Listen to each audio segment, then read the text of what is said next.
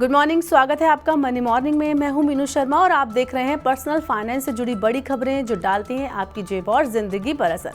तो चलिए फटाफट शुरू करते हैं आज का मनी मॉर्निंग का बुलेटिन। अगर आप सस्ता सोना खरीदना चाहते हैं तो आपके पास 15 सितंबर तक का वक्त है। आरबीआई ने सॉवरेन गोल्ड बॉन्ड की नई किश्त जारी कर दी है। इस किश्त में सोना खरीदने के लिए 11 सितंबर से 15 सितंबर के दौरान बोली लगाई जा सकती है।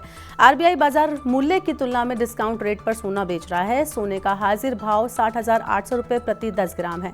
आरबीआई 59,230 रुपये प्रति 10 ग्राम के भाव पर गोल्ड बॉन्ड की बिक्री कर रहा है।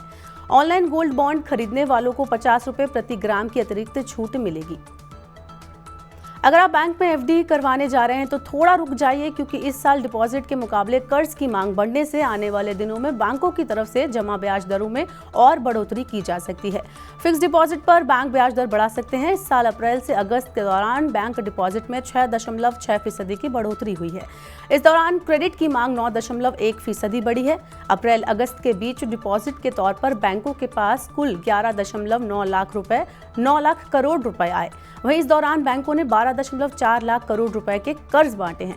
कर्ज के लिए बढ़ती मांग को पूरा करने के लिए बैंकों को ज्यादा डिपॉजिट की जरूरत होगी और ज्यादा डिपॉजिट के लिए बैंक जमा पर ब्याज दर बढ़ा सकते हैं।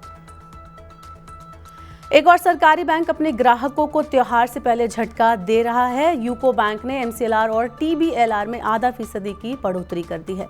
इससे अब बैंक के ग्राहकों को पहले से ज्यादा ईएमआई चुकानी होगी। यूको बैंक की दरें बढ़ाने से ग्राहकों की होम लोन, कार लोन और पर्सनल लोन की ईएमआई बढ़ जाएगी।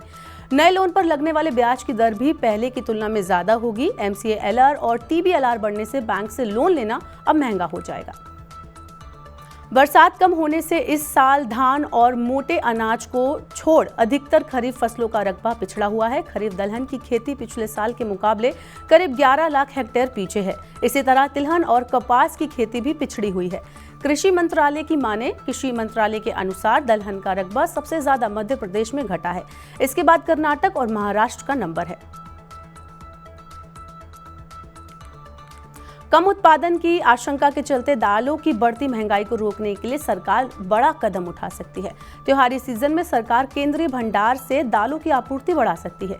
पिछले 1 महीने में तुअर, उड़द, मूंग और चना दाल की कीमतों में तेजी आई है। सरकार पहले ही कई दालों पर स्टॉक लिमिट लगा चुकी है। आपूर्ति बढ़ाने के लिए दालों के आयात पर शुल्क छूट भी दी जा रही है। म्यूचुअल फंड में सिस्टमैटिक इन्वेस्टमेंट प्लान के जरिए अगस्त में रिकॉर्ड 15,813 करोड़ रुपए का निवेश हुआ है। अगस्त में बॉन्ड और प्रतिभूतियों से जुड़ी योजनाओं से शुद्ध रूप से 25,872 करोड़ रुपए निकाले गए। इससे पहले जुलाई में एसआईपी के जरिए रिकॉर्ड 15,244 करोड़ रुपए का निवेश हुआ था। एसआईपी में रिकॉर्ड निवेश से पता चलता है कि खुदरा निवेशक बाजार में लगातार निवेश कर रहे हैं। अगस्त महीने में रिकॉर्ड 19,58,000 एसआईपी खाते बंद हो गए या उनकी अवधि पूरी हो गई। गेहूं और चावल की खुदरा कीमतें अब ज्यादा नहीं बढ़ेंगी। एफसीआई ने कीमतों को काबू में रखने के लिए खुला बाजार बिक्री योजना के तहत ई नीलामी में केंद्रीय पूल से 1.66 लाख टन गेहूं और 17,000 टन चावल बेचा है। गेहूं की बिक्री 2,150 रुपये प्रति कुंटल पर हुई। चावल की औसत बिक्री 2,956 रुपये प्रति कुंटल पर की गई। होम लोन पर ब्याज दर बढ़ी तो घर खरीदने की योजना से पीछे हट सकते हैं ग्राहक। एनरॉक के एक सर्वे में शामिल घर खरीदने की योजना बना रहे लोगों ने कहा है कि अगर होम लोन की ब्याज दर बढ़कर 9.5% से ज्यादा होती है तो वो घर खरीदने का फैसला टाल देंगे। सर्वे में शामिल ज्यादातर लोग 3 BHK फ्लैट खरीदना चाहते हैं। पिछले 1.5 साल में होम लोन पर ब्याज दर करीब 2.5% तक बढ़ चुकी है।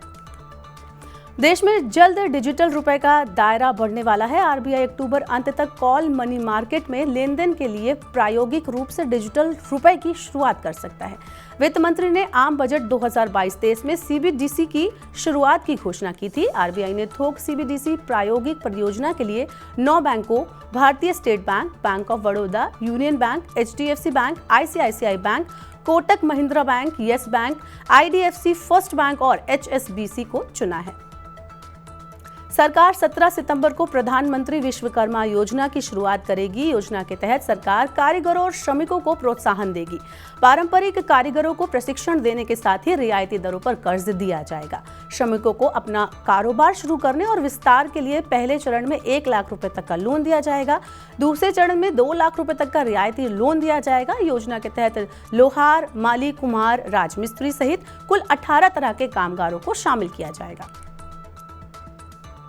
भारतीय उपभोक्ता वित्तीय रूप से कितने सुरक्षित हैं, ये जानने के लिए SBI लाइफ इंश्योरेंस और डेलॉयट ने एक सर्वे किया है। इस सर्वे में पता चला है कि बीमा नहीं लेने वाले 71% लोग वित्तीय सुरक्षा के लिए बीमा को जरूरी मानते हैं। 68% लोग ऐसे हैं जो कि उनके पास बीमा पर्याप्त है। सिर्फ 6% लोग ऐसे हैं जिनके पास वित्तीय सुरक्षा के लिए पर्याप्त बीमा कवर है। भारत के 41 शहरों में 5000 लोगों के बीच ये सर्वे किया गया है। सर्वे में इस बात का भी खुलासा हुआ है कि 94% उपभोक्ताओं के पास बीमा कवर तो है, लेकिन वो वित्तीय रूप से अपर्याप्त हैं। तो आज के मनी मॉर्निंग के बुलेटिन में बस इतना ही। अपने काम की जरूरी खबरें देखने और समझने के लिए सब्सक्राइब करें हमारे YouTube चैनल को। साथ ही पर्सनल फाइनेंस से जुड़ी खबरों को आप पढ़ना चाहते हैं तो हमारी वेबसाइट www.money9.com पर लॉगिन करें। यहाँ पर आप 7 भाषाओं में समझ सकते हैं, पढ़ सकते हैं पर्सनल फाइनेंस से जुड़ी खबरों को। इसके अलावा खास कार्यक्रम देखने के लिए मनी 9 के ऐप को डाउनलोड करना ना भूलें और बने रहिए मनी 9 के साथ। नमस्कार।